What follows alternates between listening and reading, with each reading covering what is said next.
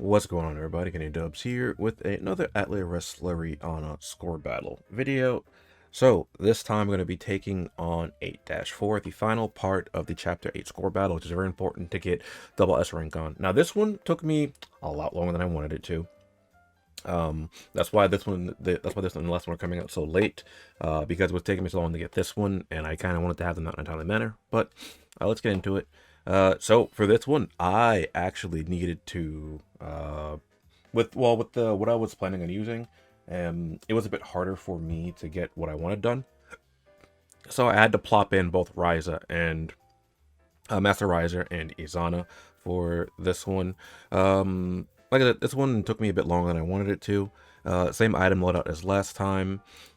We have the tonic with double Draken elixir here. We also have Eska and Oscar in the party as well. Oscar as the primary tank, Eska as just a fast magic breaker. You could probably swap Eska out for someone else. Maybe Marion, if you really wanted to. But I just have Eska. I believe they're weak to wind. Marion is really fast, and it doesn't matter that Eska is a magic breaker in this fight. So let's get into it.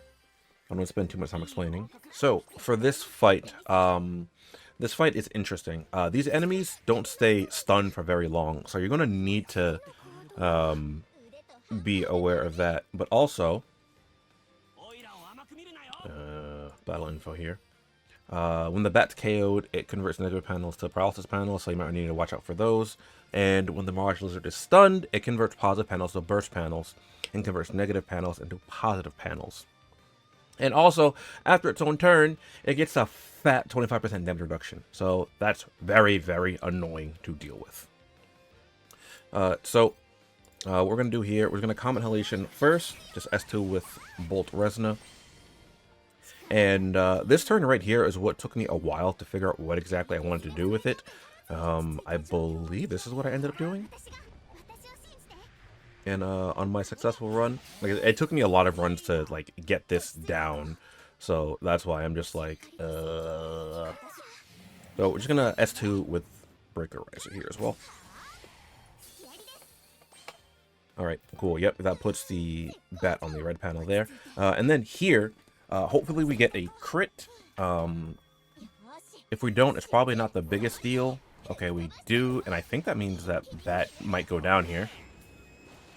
Which is actually, oh, both of them go down. Oh, okay. I guess we're winging it at this point because that doesn't normally happen. Yeah, normally I don't kill both of them there. Like even on my successful run, I only got one of them down there. So usually here I would have a Bolt Resna burst. But because both of the bats died, this is kind of interesting. We're gonna see. I guess we're gonna see how this one plays out from here on out. We're gonna get another burst panel here. This might actually force me to use a item panel early. Because, as you see, I broke it. I didn't get forced back at all. But we do get a Ryza burst here, which is actually something I probably need on this run.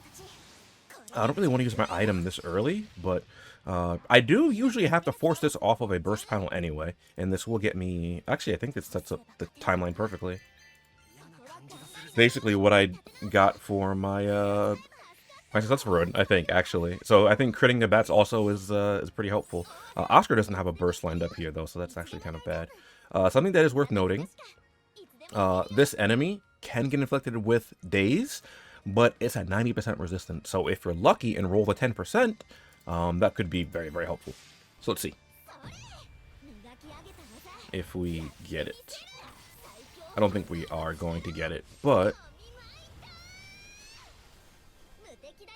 under 12,000 damage there. Oscar will easily live this. So then we get to do this.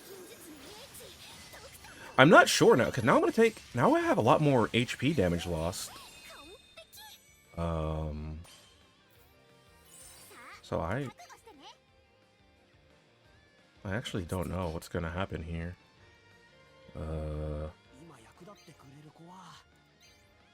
Yeah, like I said, I really don't know.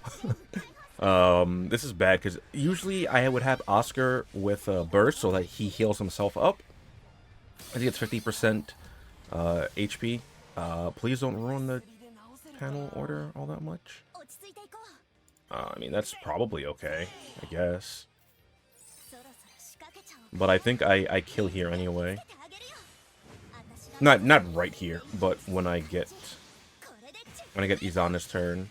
Am I gonna have to play slow? Does Izana get another burst here? She does, but my items are gonna wear off. Do I just risk it? Oscar's at like 50%. Should I risk it?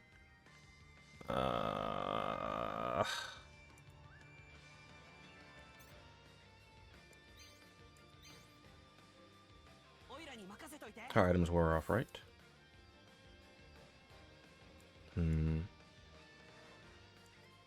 Alright, then I won't have the Resna burst. No, I'll get another Resna burst. I kind of want to make sure. I'm pretty sure I get my items back. If I don't, then I just threw, but I'll just have to re-record this.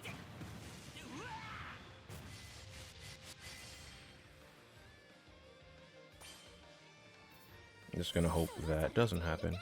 Okay, no, I do get my items back. Okay, that's fine. Because I need to do 150,000 damage, I believe, is the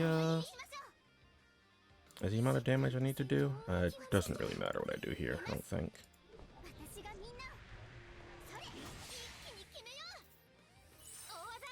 Okay.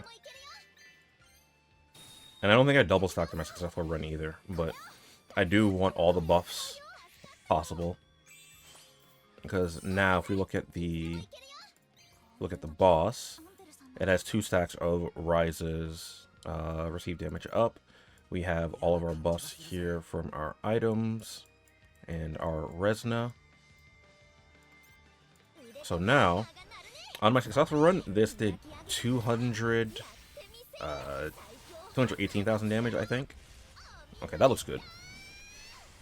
Ooh, that did only 170,000. I mean, that's fine. I'm not sure about my damage taken, though. Are we gonna make it? Okay, we still barely made it. So that is good, but I did have to adjust a little bit, as you see here, because Oscar did take a bit of damage. So if I had not delayed my turn, then I would have gotten just under S rank, or double S rank there. So I think it worked out that I played it safe there, just at least for the sake of the video, so that I'd be able to show you how close it was for me. But I do need to show you something very important about the setup here. Because of the way I've been recording this, and I need just a little bit more damage out of Izana here, what I decided to do is, because this is the last one, I actually ended up getting 2 of her cores on this page. Because I didn't need, for Izana, you just needed the blue orb, whatever the new blue orbs are. So I decided to just opt to get that, and that helped push me over the top for the damage I need. As you saw there, I did still only just barely make it because you need 150,000 damage. I did 177,000 in that run. So that is something I wanted to point out there, because obviously if I didn't and someone else tried to recreate this party, it might not work as well. But aside from that, just kind of like the regular stuff here I've been using. I have the Tomes Answers, you know, a bunch of skill power, single target power up here. I did have to boost this one. I got this one, this used to be a 7, now I have a level 8 one, skill power at 8, so I mean there's that.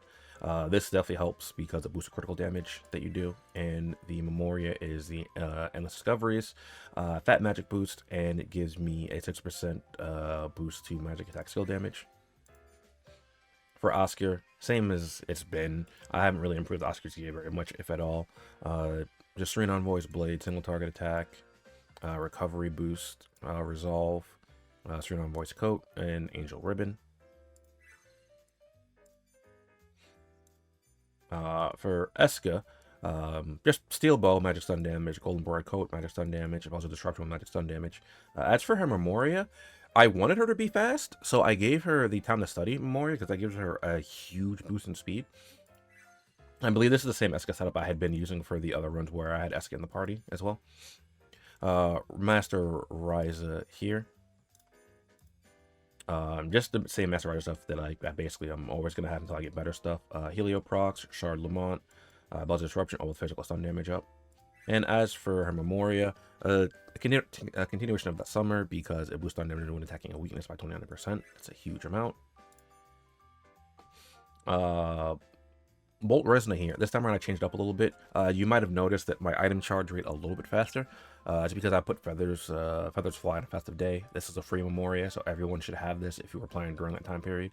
Restores 10% item charge at the start of return. If I didn't have this, I don't think my items would have been able to be up when I needed them to. Other than that, oh, I don't need to do that. I don't need to do it like that. I do it like this. I gave her Steel Staff, Sculler Coat, and Element Guard.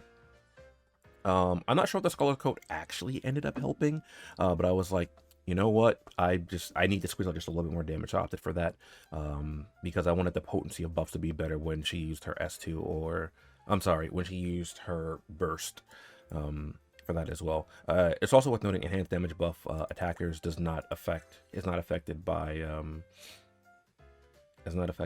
crit rate up, but it is affected by this. So if you're using her S2, this will not affect the S2 because it is not a damage buff. And yeah, that's it for the team. Again, hopefully this helped some of you out there out. I did have to use limited units for this. I believe you can probably get this done with Bolt Resna as the main damage dealer. I just didn't have the gear to do it. I couldn't figure out a setup in time. Like, this is the closest I got to doing it because I had gotten S rank multiple times. So I just went ahead with this. But hopefully, like I said, this did help you out and give you some ideas about how to go about doing this. And I'll catch you guys next time. Later.